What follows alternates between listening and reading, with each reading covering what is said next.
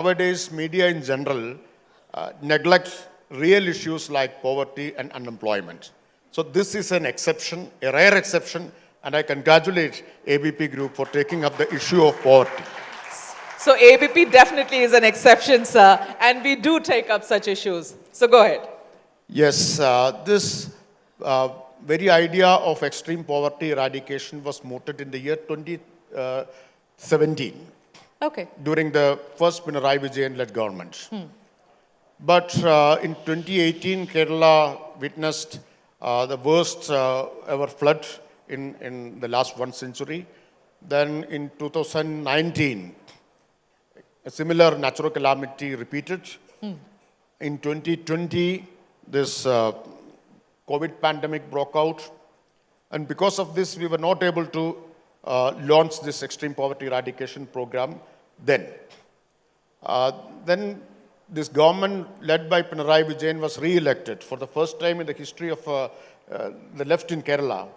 A left government was re-elected in 2021. And the first decision taken in the first cabinet of second Pinarayi Vijayan-led government was eradication of extreme poverty program. So this was the first decision taken in the first cabinet meeting. Then we went ahead with the process of identifying the extremely poor families. So before that, we had to define what is extreme poverty. Yeah, that is what we are interested in understanding. Yes. When you say poverty, you say extreme poverty, and we also have a category of below poverty line. So what does extreme poverty mean? See, we found extreme poverty as those people, extremely poor, those who cannot survive without an external support, whose survival is at risk, who doesn't have the basic documents to ensure their rights. For example, people who doesn't have voter ID cards, who doesn't have ration cards, who doesn't have Aadhaar cards, so no documents at all. And people who are not touched by, whose lives are not touched by any welfare schemes implemented so far. The invisible people, the non-existent group, they are there, but state has not recognized so far. They have been left out of the development model and development process we have implemented in the last few decades. So this microscopic minority. How long did you take to identify this kind of people? See, it was a 4-month-long process. So we, first of all, we relied upon the existing data. Okay. Then this, on the basis of this existing data, an enumeration, door-to-door enumeration was conducted by local self-government institutions with the help of the biggest network of women's self-help group called Kudumbashree. Kudumbashree volunteers went door-to-door for the enumeration process. Then the data collected on the basis of this was analyzed by focus group discussions. Okay. Focus groups consisting of public representative, voluntary organization representatives, etc. So more than 59,000 focus group discussions analyzed the data, primary data collected through this enumeration, etc. Then KILA, one of our premier institutions in the field of local decentralized governance, Kerala Institute of Local Administration, KILA developed a methodology. They prepared a handbook for training of volunteers, and they gave the technical support. Then 4 lakh people were trained. Public representatives, elected representatives, voluntary organization representatives, and government employees, including all of them, 4 lakh people were trained for the implementation of this program. Then, after this focus group discussion, this data was discussed in ward-level committees. These ward-level committees is a representative committee representing all sections of people within a ward. Okay. Every Gram Panchayat, municipal level wards had a committee, people's committee, headed by the ward member, elected ward member. So they finalized a draft list of beneficiaries. Then this list was taken to the Gram Sabhas, In Gram Sabhas, this list was discussed, and Gram Sabha finalized the list of beneficiaries in each ward. Then this list was finally approved by local self-government institution, Okay. municipal council or panchayat council, whatever it is. They finalized and approved the list. So that means that the list of beneficiaries was not finalized by the state government from the top. It was prepared by local self-government institutions through an elaborate participatory process. Okay. And the total number came to 64,006 families, which is an aggregate of number of beneficiaries finalized by various local self-government institutions in the Okay. state. So, Minister Sir, tell me, do you worry about a blind spot in this data? You think that's a possibility? We have made all possible efforts to ensure that the data is flawless. But as I have already explained, so this was an elaborate process. It was not a conventional process of sample survey or simply door-to-door survey. It was through focus group discussions, then ward level committees, then Gram Sabhas, then Panchayat level committee, and to monitor the entire process in each Panchayat and municipalities, there was a committee in which all political party representatives were members. Okay. So it was such a participatory, elaborate mass program. Okay. It was an unconventional method. But still, I'm not claiming that this is 100%. Of course, there can be people who are left out, but now we have announced an EP 2.0. So we are not stopping here. We have announced EP 2.0 in which we will start a helpline to which any citizen can call and inform that there is an extremely poor family who are not benefited from this program. So you've left that space. If anybody has yeah. been left out, please call us and we will help. Yeah. But you are claiming that it's a complete eradication. Now, Rajesh ji, I was actually trying to look at how centre has reacted. The government, the centre has reacted to this claim of Kerala government. I actually didn't find anything explicitly. So have you heard from the central government? no, we haven't heard anything from the center. Did you reach out to them? Did you say that this is what you have achieved? In fact, we have not formally informed the Government of India that we have achieved this. This is our own initiative, and this is not to convince center that we have done this or we have achieved this.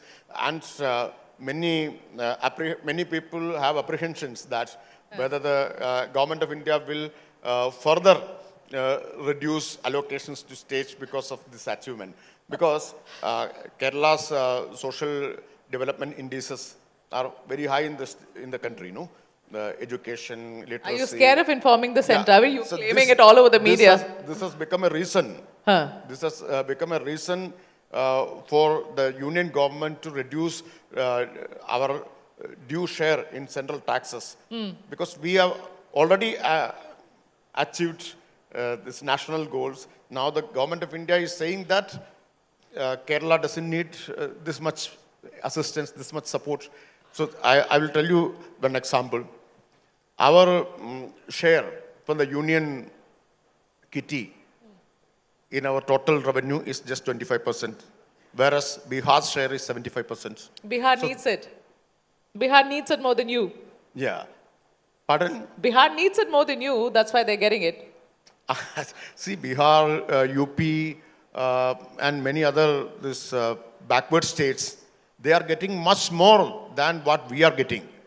And we are being penalized for the achievements in social sectors. We are being penalized for our achievements in health, education, in standard of living, Why do you etc. say penalize, sir? Why do you say penalize if you're getting self-sufficient, Because if you're able to manage yourself? Government of India has drastically reduced our resources. You are able to take care of yourself properly, so perhaps that No. money can be used somewhere else. See, Government of India is collecting taxes from Kerala also. So the due share should be given to us. That is, we have our second generation issues. So we have achieved, we have made many achievements in the field of education, health, etc. But the second generation development issues are there. So in order to address those second generation development issues, we need resources. Okay.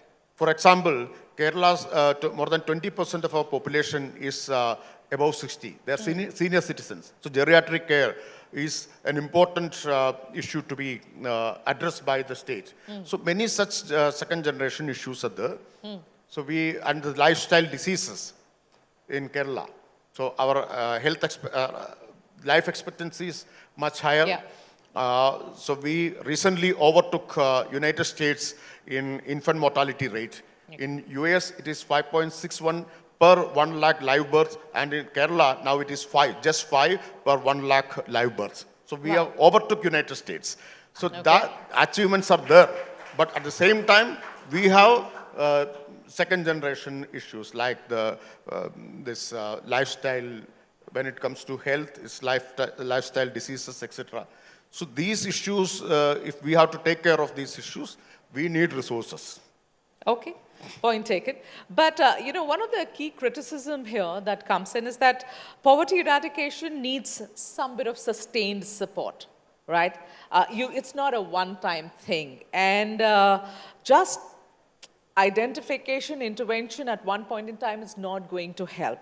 So you will have to have some long-term safeguards, efforts that you have to keep making. What are those? Have you dwelt upon that? I completely agree with this criticism. We have a sense of reality, and we don't think that poverty eradication is a one-time affair. We are not claiming any finality. Instead, we have ensured continuity of this program. As I said earlier, we have announced Extreme Poverty Eradication Program 2.0. So it will cover those people who have not been covered under ABP 1, and we will ensure that local self-government institutions will continuously monitor extremely poor families, and they will ensure, and the state government will also ensure that they are not again pushed back to extreme poverty. But do you have this fear that if the government changes, you know, people, all of this can slip back into that extreme poverty? Do you have that fear? So we have no fear because we are not expecting a change in government. Right. Okay. So a section of economists also have, you know, we were discussing this thing, and they say that your model is very welfare-driven in the sense that you've been giving out a lot of doles. Now, that again is not a very sustainable model, sir. You do it for some time, you can do it for some years, but you may not be able to continue for a long time because a lot of money goes into doing that. This Kerala model of social welfare is not created overnight. So it is evolved historically. It will take some time to explain it. I don't want to take much of your time. But it was not built over time. The first communist-led government, first elected communist government in the country was in Kerala in 1957. And that government itself was the product of a prolonged struggle by the peasantry and working class, and even before that, the struggles for social reformation movements. So that government was a product of these struggles. So those struggles were mainly for human dignity and people's rights, social rights and economic rights. That is why they introduced, that the first government led by Comrade E.M.S. Namboodiripad introduced comprehensive land reforms, education reforms, and initiated decentralization. So this was the foundation. Then the left governments, whenever it came to power, they constantly built upon this foundation. In 90s, Kerala introduced People's Plan campaign, decentralized and participatory mode of planning was introduced in Kerala. Local self-government institutions were given 40% of development funds were devolved to local self-government institutions. And Kudumbashree, the network of women's self-help group, was created in late 90s. The main objective of both this decentralized planning and Kudumbashree was poverty reduction. And in 1971, when this Dandekar-Rath study, a comprehensive study on poverty was done, Kerala was one of the lowest, one of the highest, was having highest poverty. One of the most poor state in the country, it was Kerala in 1971. But because of these initiatives, by 2021, Niti Aayog has stated that Kerala is having the lowest poverty. Yeah. So that means that this welfare model is not unsustainable. This is sustainable. And this was created over 5 or 6 decades. But do you really believe that all of this, the claim that you're making can completely be data-driven? Because we are, we do look at the informal labor, migration, seasonal employment, etc. Keeping all of that in mind, you think that this claim that you are making, and I just want to add, because I was going through, a few articles, and I came across your opposition leader, VD Satyasevan, he is of course labeled an allegation against you on this particular issue, and he says it's a fraud built on manipulated data. And he's citing discrepancies between the initial 1.18 lakh identified families and the final 64,000 beneficiaries, as well as of course the exclusions of these various schemes that he's mentioning here. Now, that's a criticism that's coming in. It's a specific one. He's citing data. I mean, keep the politics aside and tell me what is the reality. Let me respond to the allegation of Honorable Leader of Opposition. See, I said the identification was carried out by local self-government institutions through a democratic participatory process. And the list of beneficiaries was finalized not by the state government, but by each local self-government institution. And in Kerala, 40% of local self-government institutions are ruled by opposition, by the opposition. So they were also, the opposition-led local self-government institutions were also, they were also part of our extreme poverty eradication program. They were actively participating in it. I can tell you a lot of experiences. No local self-government institution has kept a distance from this. All of them were part of this. So this work done together by the state government and local self-government. So why this criticism? Just for the sake of it? Because now we are going to face elections only because of that. And this process was, has been happening, taking place over the last 4 years. And Honorable Leader of Opposition had no queries, no doubts, no criticism. See, we brought out an interim report in 2023. That report is titled Kerala's Journey Towards Zero Poverty. So there was no questions at all at that time. That is available in public domain.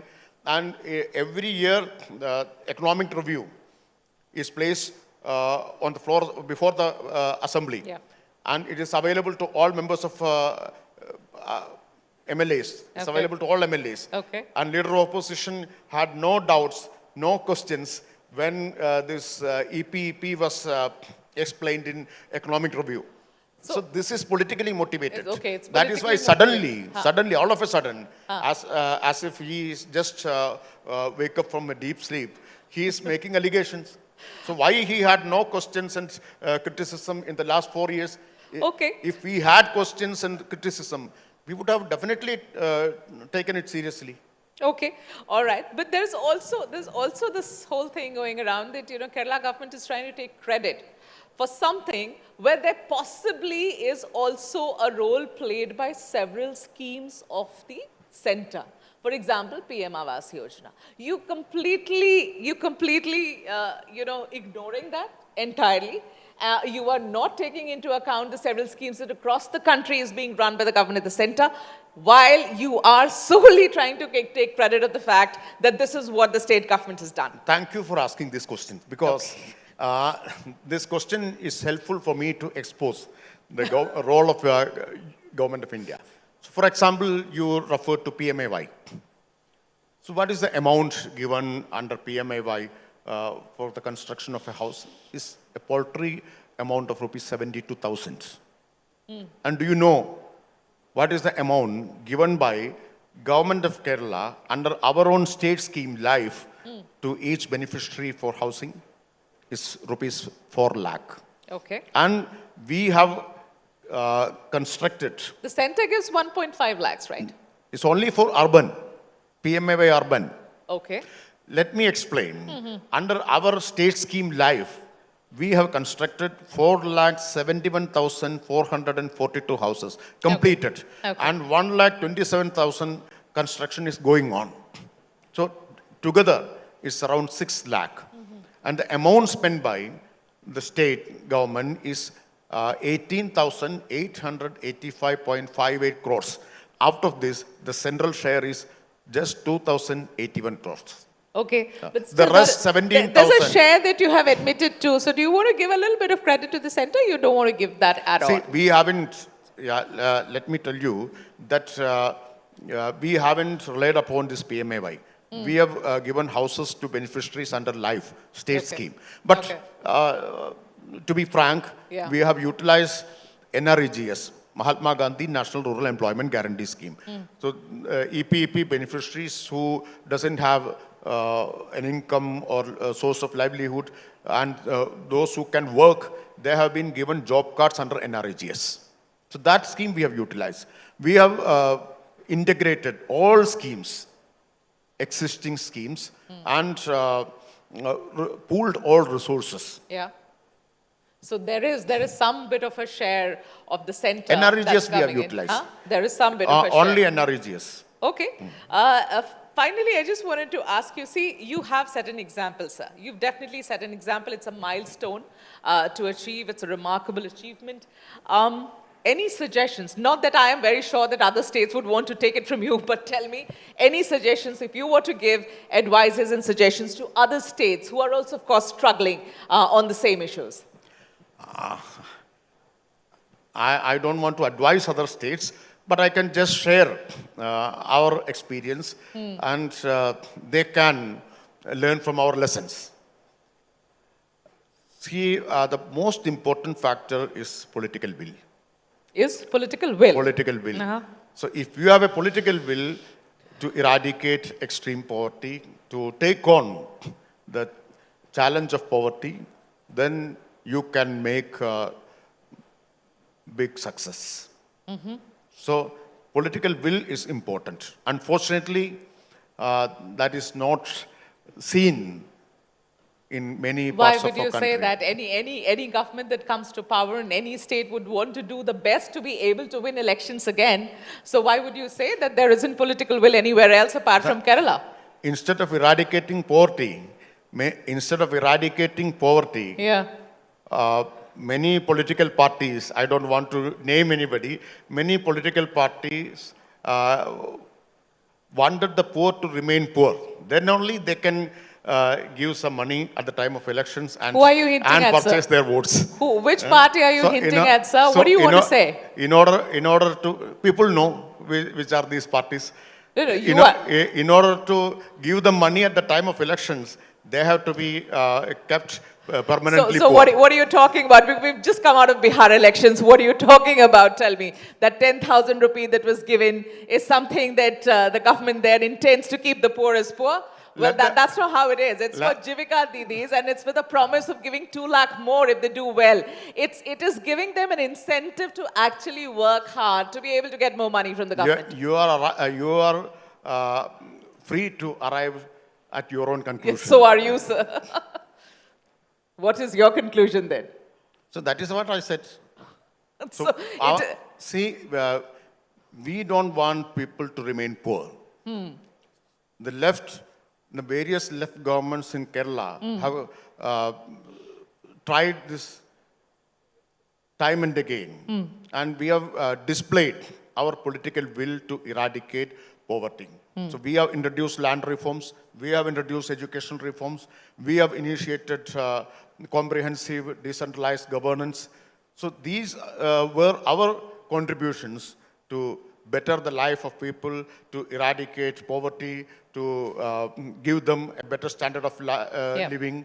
So this is based on our politics. So politics is important. Right? On that note, thank you so much. You have definitely taken a huge step in that direction. So wishing you all the very best for the Thank you. future endeavors. Thank Thank you. you for your time. Thank you. Thank you, sir. Drawing the session to a close, may we kindly have Mr. Tushar Banerjee join us back on stage to extend our felicitations. Sir, if we may kindly request you to remain on stage. We want to say a big thank you. It's not very often that we get a personality like you sharing with such candor and such in-depth approach all the behind-the-scenes action, and that definitely deserves a loud round of applause. Thank you very much, sir. Ladies and gentlemen, with that we step into our next conversation. When I say 90s, a lot of things come to mind. There is a nostalgia about it. There is a mood that all of us love to get settled in. There is a certain emotion. In fact, it's not just one emotion, it's an emotional landscape that we have experienced through that very time period. On our stage right now, we celebrate exactly that.